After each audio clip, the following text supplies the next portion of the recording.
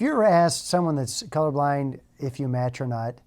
Maybe you have, maybe you haven't. It's probably not a good idea. I remember in college, there was a roommate that I don't know if I asked him repeatedly or if it was just once. I think it was somewhat of a habit.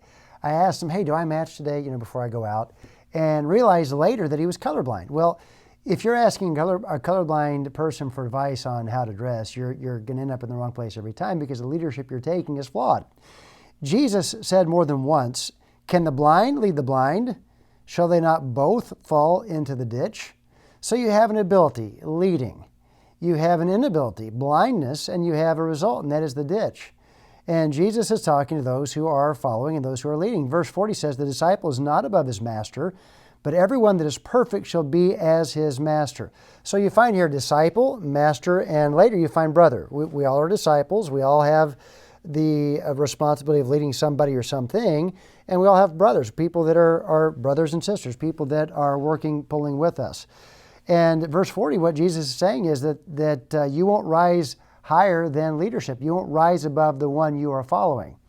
Now, if you are the one leading, you ought to look back and realize that the people that are looking to you for leadership are not likely to rise above the level with which you are leading. So the upshot is follow Jesus and lead by example.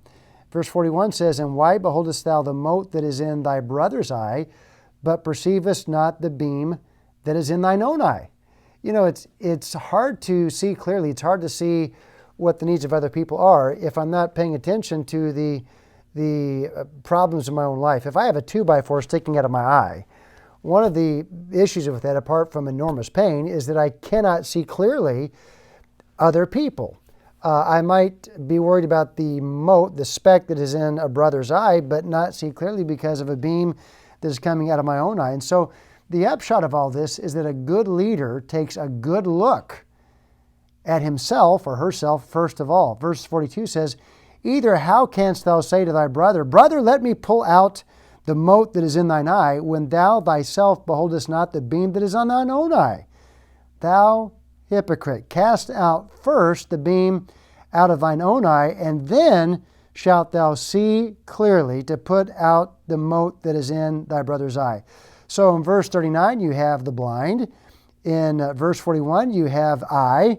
And in verse 42, you have the ability to see clearly. So what is this about? This is about following the right one, that would be Jesus, because the servant is not greater than his Lord, and you're not likely to do better than the one you're following. And a good leader takes a good look at himself first. Now that's hard to do.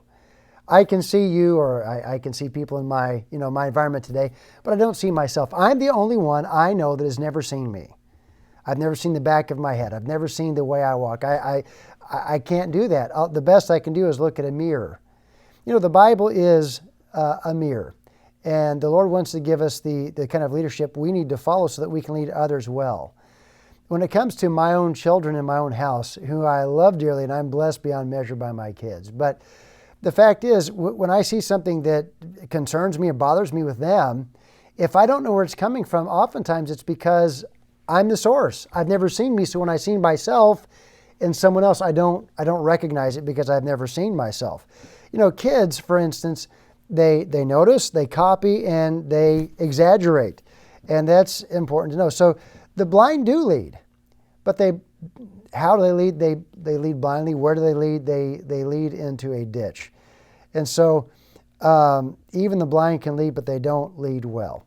So what I need to do today is take a good look at the Lord Jesus, follow him, see myself for who I am, and realize that the people following me are not likely to do better than I am doing. So I want to take note of the people in my world, my children or those that may look to me for leadership. But a good leader takes a good look at himself first of all.